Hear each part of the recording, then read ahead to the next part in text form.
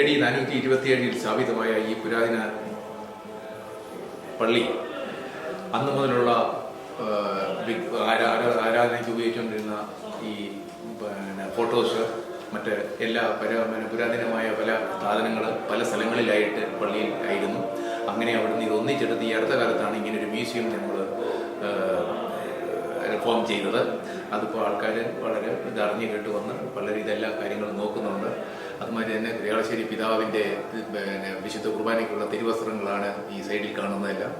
അത് പിന്നെ ആനക്കൊമ്പിലാൽ നിർമ്മിതമായ കർത്താവിൻ്റെ രൂപമുണ്ട്. പിന്നെ പള്ളിയുടെ നെല്ലളക്കുന്ന പറ അതിവിടുത്തെ ഒരു പഴയ ഒരു പുരാവസ്തുവാണ്. അങ്ങനെ പുരാവസ്തു പല കാര്യങ്ങളുണ്ട്. പിന്നെ പുസ്തകങ്ങൾ ധാരാളമായിട്ട് ഇവിടെ ഉണ്ട്. അതെല്ലാം പിന്നെ ഭരണി, മാങ്ങ അച്ചാർ, പിന്നെ ഉപ്പിലിടുന്ന ഭരണികൾ, ഇങ്ങനെയുള്ള പഴയ നാണയങ്ങൾ, പല തരത്തിലുള്ള നാണയങ്ങൾ, ഇതെല്ലാം ഇവിടെ തന്നെ ഞങ്ങൾ സ്റ്റോർ ചെയ്തിട്ടുണ്ട്. കല്ലൂർക്കാട് പറ അത് വളരെ പ്രസിദ്ധമായ ഒരു സാധനമാണ്. അതെല്ലാം ഞങ്ങളിപ്പോൾ സൂക്ഷിച്ച് ക്രമമായിട്ട് ഇവിടെ ഞങ്ങൾ സൂക്ഷിച്ചു പോരുന്നുണ്ട്.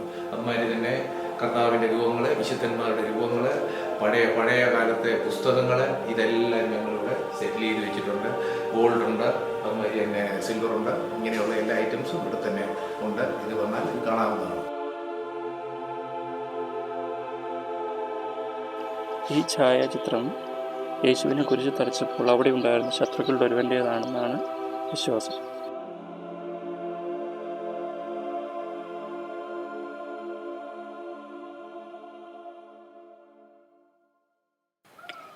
ഈ ചിത്രത്തിൽ കാണുന്ന ആണി യേശുവിനെ കുരിശിൽ തറച്ച ആണിയുടെ അംശത്താൽ നിർമ്മിതമായതാണ്. എന്നാണ് വിശ്വാസം. ഇതാണ് പൂണൂലിൽ കുളം. ഈ കുളത്തിൻ്റെ പ്രത്യേകത എന്താണെന്ന് വെച്ചാൽ AD 427 ചമ്പക്കുളത്ത് ഒരുപാട് ഹൈ ക്ലാസ് ഹിന്ദുക്കളായ ബ്രാഹ്മൺസ്, നായർ എന്നിവർ ഒരുപാട് താമസിച്ചിരുന്നു. അവർ നമുക്ക് പള്ളി സ്ഥാപിക്കാൻ വേണ്ടി സമ്മാനിച്ച സ്ഥലമാണ് കല്ലൂർക്കാട് എന്ന സ്ഥലം, അതായത് നമ്മുടെ ഇപ്പോഴത്തെ പള്ളി ഇരിക്കുന്ന സ്ഥലം. ആ സ്ഥലത്തിൻ്റെ സമീപത്തുള്ള പൂണൂലിൽ ബിൽഡിങ്ങും പൂണൂൽ കുളവും വളരെ പ്രശസ്തമാണ്. പൂണൂലിൽ ബിൽഡിംഗ് എന്ന് പറഞ്ഞു കഴിഞ്ഞാൽ ബ്രാഹ്മണന്മാരുടെ കുട്ടികൾ, അതായത് അവരുടെ കൺഫർമേഷൻ സെറമണി എന്ന് പറയുമ്പോഴത്തേക്കും അവരുടെ കുട്ടികൾ ബ്രാഹ്മണന്മാരാകുന്ന ചടങ്ങ്, അതായത് ഉപനയനം എന്ന് പറയുന്ന ചടങ്ങ് നടന്നുകൊണ്ടിരിക്കുന്ന ബിൽഡിംഗ് ആയിരുന്നു അത്. അതിൻ്റെ സമീപത്തുള്ള കുളം വളരെ പ്രശസ്തമാണ്. ആ കുളത്തിൽ നിന്നും ഇപ്പോഴും വെള്ളം എടുത്തുകൊണ്ട് പോയി വീട്ടിൽ വെച്ച് അത് ആർക്കെങ്കിലും രോഗമുണ്ടാകുമ്പോൾ നൽകി അത് കൊടുക്കുന്ന അങ്ങനെ വിശ്വാസങ്ങൾ ഇപ്പോഴും ഒരുപാട് നിലനിന്ന് പോയി. ഔസേപ്പിതാവിൻ്റെ മരണത്തിരുന്നാൾ അത്യാഘോഷമായിട്ട് എല്ലാ വർഷവും ഈ പള്ളി നടന്നുകൊണ്ടിരിക്കുകയാണ്. മാതാവിൻ്റെ നാമത്തിലെ പള്ളിയാണെങ്കിലും ഔസേപ്പിതാവിൻ്റെ മരണത്തിരുന്നാളിന് ഒത്തിരിയേറെ പ്രാധാന്യം കൊടുത്തുകൊണ്ടാണ്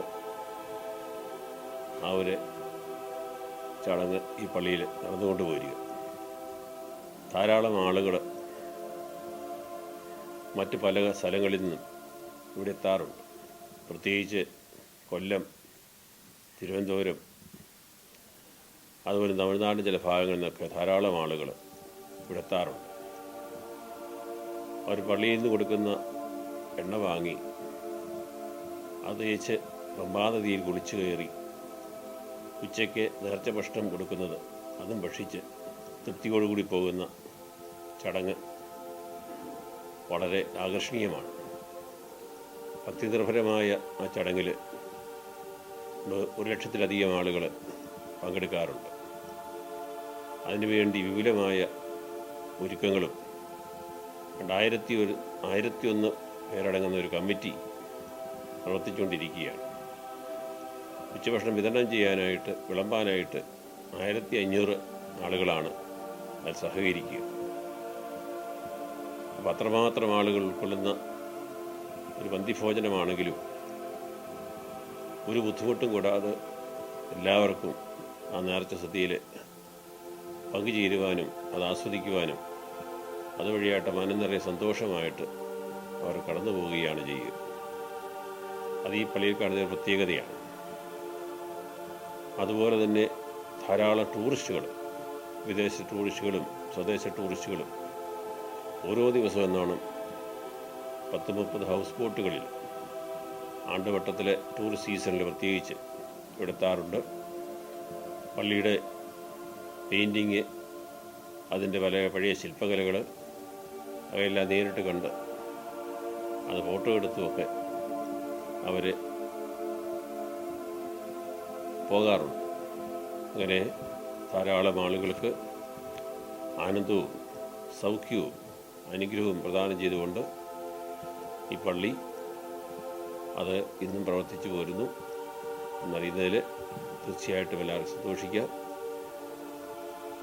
ഇത് ചങ്ങനാശ്ശേരി അതിരൂപതയുടെ കീഴിൽ വരുന്ന ഒരു ഫൊറോന പള്ളിയാണ്. ഇപ്പോൾ 1,500ഓളം ഇടവാങ്ങൾ ഈ പള്ളിയിലുണ്ട്. 1,500 കുടുംബങ്ങളായിട്ട് 2 കുരിശുപള്ളികളുമൊക്കെ ആയിട്ട് ഈ പള്ളി പ്രവർത്തിച്ചുകൊണ്ടിരിക്കുകയാണ്.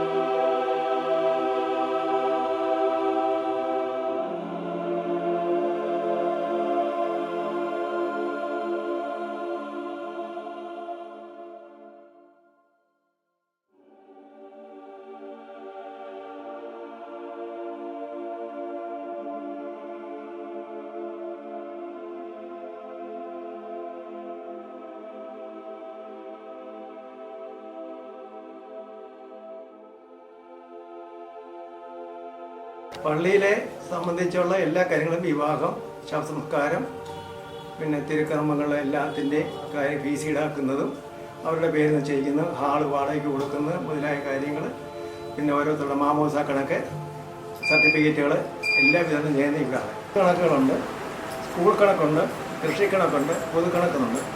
ആ സ്കൂൾ ആദ്യം രസീത് എഴുതും, വൗച്ചർ എഴുതും, പിന്നെ ഒരു കുടുംബൂക്കൽ എഴുതും, പിന്നെ നാൾ വഴി അത് പേരുടെ നിന്ന് പകർത്തും. പേരുടെ നിന്ന് തിരട്ടെന്നും പറഞ്ഞാൽ മാസാവസാനവും വർഷാവസാനവും 6 മാസം കൂടുമ്പോഴും 3 മാസം കൂടുമ്പോഴും ഒക്കെയുള്ള തിരട്ടുകളൊന്നും വേണ്ട, അതിലെല്ലാം കൂടെ കൂട്ടി കണക്ക്. ഇവിടെ സി എക്കാർ ഓഡിറ്റ് ചെയ്താണ് ഗവൺമെൻറ്റിൽ ഇതിൻ്റെ കണക്ക് കൊടുക്കുന്നത്. പിന്നെ അരമനയിൽ നിന്ന് ഇതിൻ്റെ ഓഡിറ്റുണ്ട്, അവിടെ അതിൻ്റെ കണക്ക് വിവരങ്ങളും ഒക്കെ കൊടുക്കും. പിന്നെ നാട്ടുകാർക്ക് അറിയാനായിട്ട് ഇന്റേണൽ ഓഡിറ്റ് നാട്ടുകാരിൽ നിന്ന് 2 പേരെടുത്ത് അവർ ഓഡിറ്റ് ചെയ്യും. അങ്ങനെ കണക്കിനെ സംബന്ധിച്ചാൽ പിന്നെ സർട്ടിഫിക്കറ്റുകളെല്ലാം വേറെ നടക്കുന്ന മാമോദിസ, ശവസംസ്കാരം, വിവാഹം, ഇതിൻ്റെ എല്ലാ സർട്ടിഫിക്കറ്റുകളും മേടിക്കും. ഇപ്പോൾ പഞ്ചായത്തിൽ എവിടെയൊക്കെ രജിസ്റ്റർ ചെയ്യുന്നതിനും എല്ലാം ഇപ്പോൾ വന്ന് എല്ലാവരും മേടിക്കാറുണ്ട്. അതുകൊണ്ട് 1500 വീട്ടുകാരുണ്ട്. ഇവിടെ കാര്യങ്ങളെല്ലാം ഈ ഓഫീസ് വഴിയാണ് നടക്കുന്നത്.